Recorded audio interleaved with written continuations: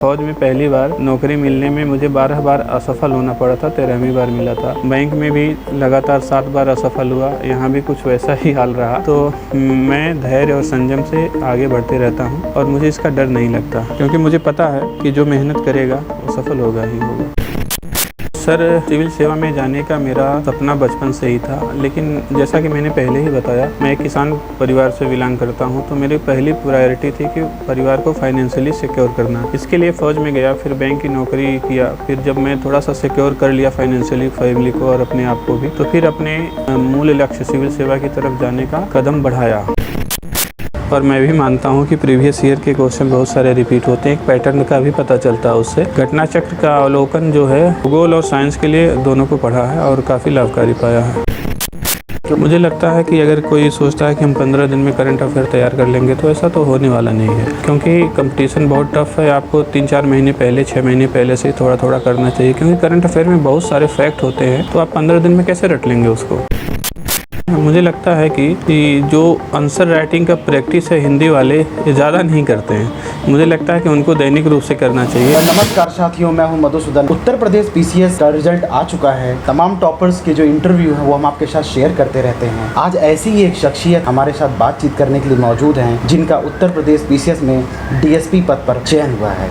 हम आइए उनसे बात करते हैं, उनकी क्या जर्नी रही है, उनकी क्या एजुकेशनल बैकग्राउंड रही है, उन्होंने किस प्रकार से तैयारी की, तैयारी करने के दौरान कोचिंग कितना महत्वपूर्ण है, हम सब उन्हीं से जानेंगे। सर, सबसे पहले तो आपका इस टॉक में बहुत स्वागत है। आपका सर उत्तर प्रदेश में डीएसपी पद पर चयन हुआ है। सबसे पहले मैं ये चाहता हूँ सर, अपना परिचय और रैंक सर बता दीजिए। धन्यवाद सर। मेरा नाम उमेश यादव है। उत्तर प्रदेश लोक सेवा आयोग की 2022 की परीक्षा में मेरा चयन डीएसपी के रूप में हुआ है। मैं मूल रूप से उत्तर प्रदेश के आजमगढ़ का रहने वाला हूँ। मेरे पिताजी किसान थे और मेरी एजुकेशनल क्वालिफिकेशन बीए है और बीए तक की पढ़ाई मैंने government college, government primary school से गांव में रहकर ही पूरा किया। उसके बाद सशस्त्र सीमा बल में 3.5 साल टेक्निकल ट्रेड में जॉब किया। तत्पश्चात यूनाइटेड बैंक ऑफ इंडिया में मैनेजर के रूप में 8 साल काम किया। 11.5 साल की जॉब हो जाने के बाद फिर मैंने सिविल सेवा की तरफ अपना कदम बढ़ाया। जैसे तमाम जो बच्चे हैं, तमाम जो अभ्यर्थी हैं, उनके दिमाग में एक डाउट ये रहता है कि यूपी पीसीएस में चयन के लिए या यूपीएससी क्वालिफाई करना है तो कोचिंग बहुत महत्वपूर्ण है। तो आप सर अपनी जर्नी बताइए कि आपका सर कौन सा अटेम्प्ट था और आपने कितने सालों से तैयारी कर रहे हैं, और कोचिंग आपने सर कहाँ से की, कैसे की? कोचिंग तो मैं हिंदी मीडियम से किया था, लेकिन बाद में अपना माध्यम चेंज करके अंग्रेजी कर लिया और फिर किसी कोचिंग से नहीं जुड़ा और सेल्फ स्टडी से ही अपनी जर्नी को अंतिम रूप दिया। और जहाँ तक मुझे लगता है कि कोचिंग अनिवार्य है, ऐसा मुझे नहीं लगता है, क्योंकि आज यूट्यूब पे और वेबसाइटों में इतने कंटेंट हैं कि आप सेल्फ स्टडी से कर सकते हैं। तैयारी हो भी रहे हैं बहुत लोग। हाँ, टेस्ट सीरीज के लिए मुझे लगता है कि कोचिंग ज्वाइन करना चाहिए। प्रदेश पीसीएस की जो आपने एग्जाम की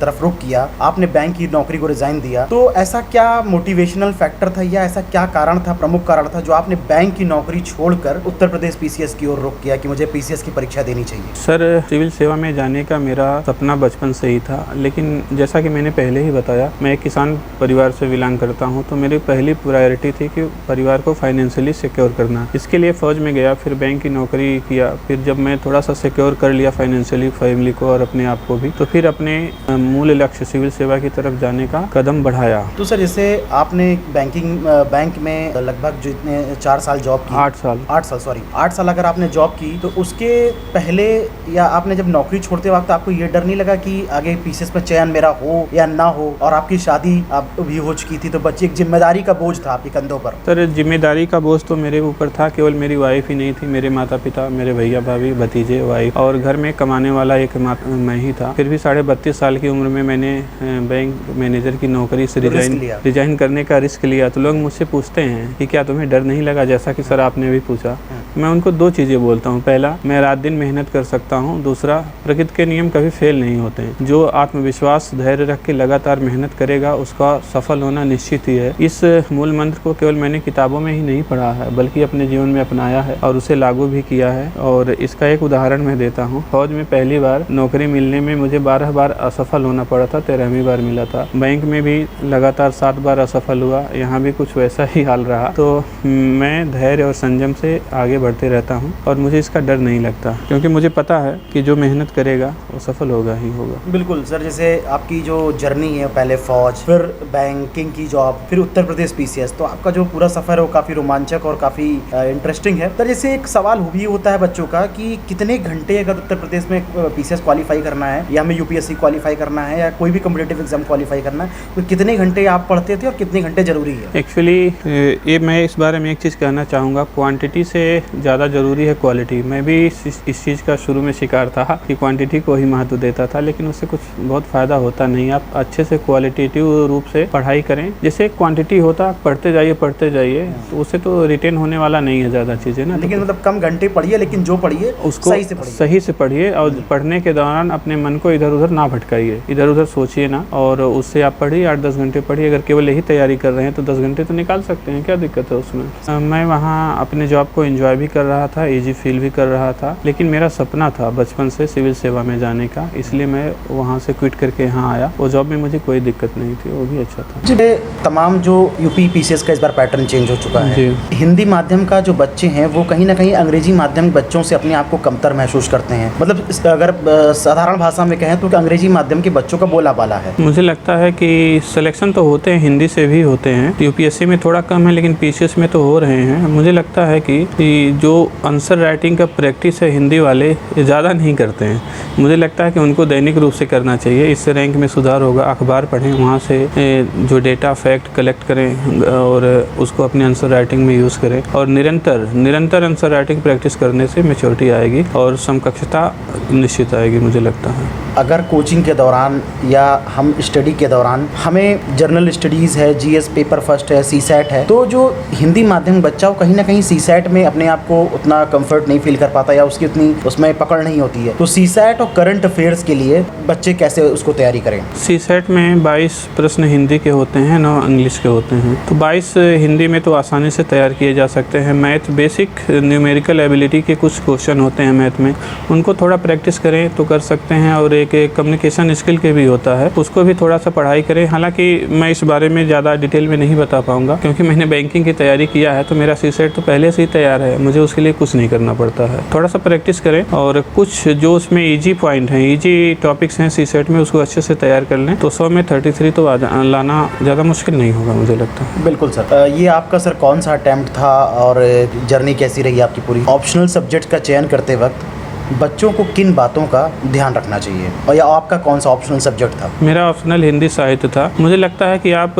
2-4 सब्जेक्ट का अवलोकन करें और जिसमें आप अपने को सहज पाएँ। ऐसा नहीं देखना चाहिए कि इस ऑप्शनल से इतने ज़्यादा लोग हो रहे हैं, ऐसा तो पर्टिकुलर हर साल होता नहीं है। आप अपने को जिस ऑप्शनल में क्या नाम है सहज पाएँ, उसी पे फोकस करें, उसी पे अच्छे से कमांड करें, खूब आंसर राइटिंग करें तो निश्चित रूप से सफलता मिलेगी। हालांकि यूपी पीसीएस में अब तो ऑप्शनल खत्म ही हो गया है, तो जीएस आ गए हैं 2 यूपी स्पेशल के। सर एक सवाल ये भी है कि जो आंसर राइटिंग है या प्रैक्टिस है, जो हमें लिखना जीएस के लिए, सब्जेक्टिव पेपर के लिए, मेंस के लिए, उसको किस हिसाब से तैयारी करनी चाहिए उसके लिए? आंसर राइटिंग के लिए मुझे लगता है सबसे बेहतर तरीका है कि आप 4-6 क्वेश्चन या 2 क्वेश्चन लगातार लिखें लंबे समय तक। बहुत बच्चे ऐसे करते हैं कि पीटी के रिजल्ट का इंतजार करते हैं, उसके बाद मेंस 2 महीने बचता है, 2 महीने में आंसर राइटिंग करते हैं। तो मुझे लगता है 2 महीने में मैच्योरिटी तो लाना थोड़ा मुश्किल है, क्योंकि जो बच्चे 1 साल से लगातार लिख रहा है, जो 2 महीने लिख रहा है, उसमें अंतर तो निश्चित रूप से ही आएगा। तो कुछ प्रश्न 4-6 मतलब डेली आंसर राइटिंग करते रहें, लंबे समय तक करें। 4-6 प्रश्न अगर आपको ज़्यादा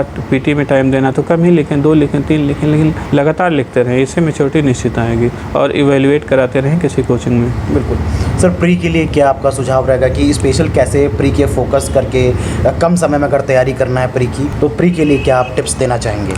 सर प्री के लिए मुझे लगता है कि जो कुछ आसान सब्जेक्ट होते हैं, जैसे मेरा अपना है एक पॉलिटी और एक एनवायरनमेंट और एक करंट अफेयर, ये 3 में मैं थोड़ा मेहनत ज़्यादा करता हूँ क्योंकि ये आसान है और इसमें से कम गलत होने की कोशिश करता हूँ। जैसे पॉलिटी में अगर 15 आ रहा है क्वेश्चन, मैं कोशिश करता हूँ कि 12-13 मेरा सही हो जाए, क्योंकि इतिहास भूगोल जो है उसमें तो हम सब सही नहीं कर पाएंगे कितना भी पढ़ लेंगे।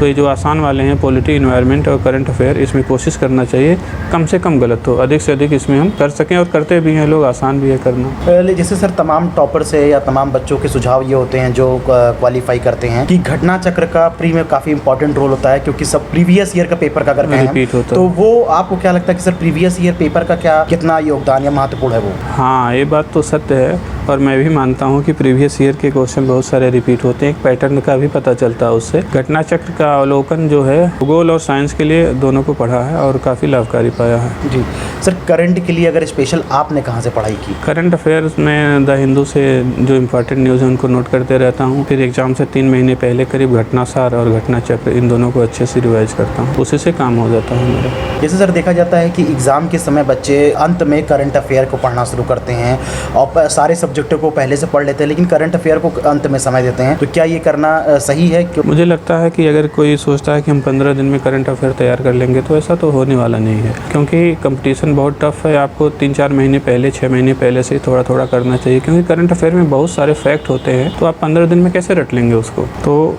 मुझे लगता है थोड़ा 3-4 महीने पहले से थोड़ा थोड़ा तैयारी करनी चाहिए करंट की। जी बिल्कुल सर।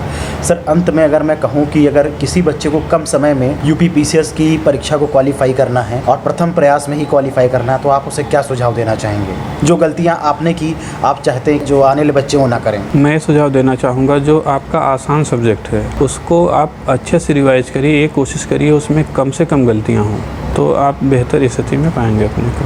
हमारे साथ उत्तर प्रदेश पीसीएस में हाल में ही रिजल्ट आए चयनित उमेश यादव जी थे, जिनका चयन डीएसपी के पद पर हुआ है। मूलतः आजमगढ़ के रहने वाले हैं। तो सर आपका इस चर्चा से जुड़ने के लिए बहुत बहुत धन्यवाद। आपको भी बहुत बहुत धन्यवाद सर।